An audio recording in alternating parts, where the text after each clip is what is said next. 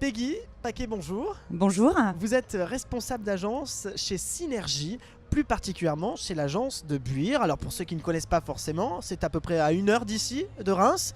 Tout à fait. Première question très simple, pourquoi êtes-vous là, ici, présente? Alors aujourd'hui, si je suis présente au village des recruteurs, c'est que comme tout le monde, j'ai besoin de compétences. En local, je n'ai pas d'école pour me fournir des ingénieurs juniors.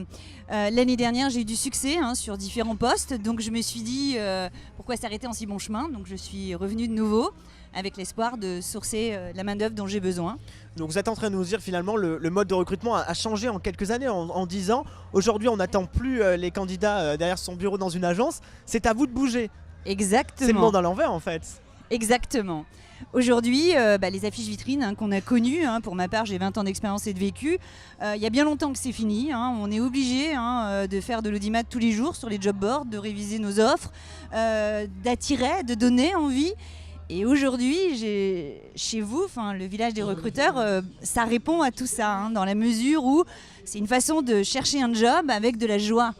Oui, c'est ce que vous nous disiez, de la joie, c'est-à-dire, en gros, il faut être en bonne condition pour chercher de l'emploi, et le village des recruteurs, c'est ça, expliquez-nous. Exactement. Le village des recruteurs, c'est le sentiment que ça m'avait donné l'année dernière, partagé avec les équipes de Synergie.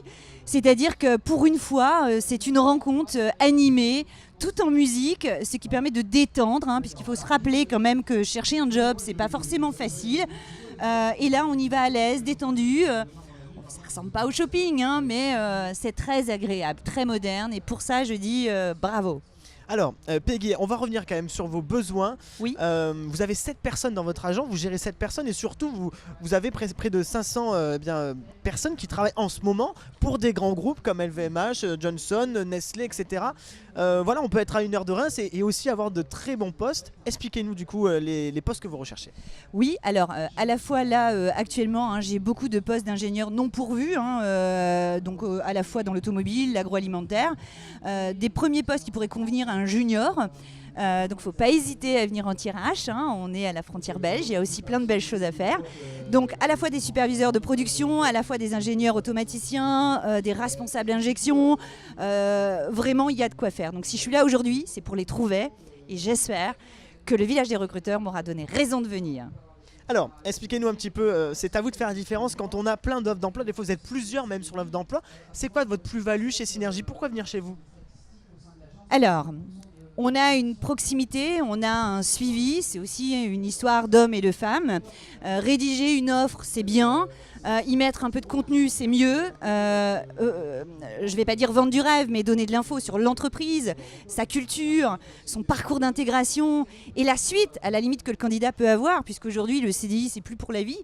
On va chercher une mission. Ça fait plus rêver le CDI aujourd'hui. Les gens sont plutôt à la recherche d'une mission, d'un projet, d'un mentor. À partir du moment où ils arrivent au bout, ils ont envie encore d'aller plus loin.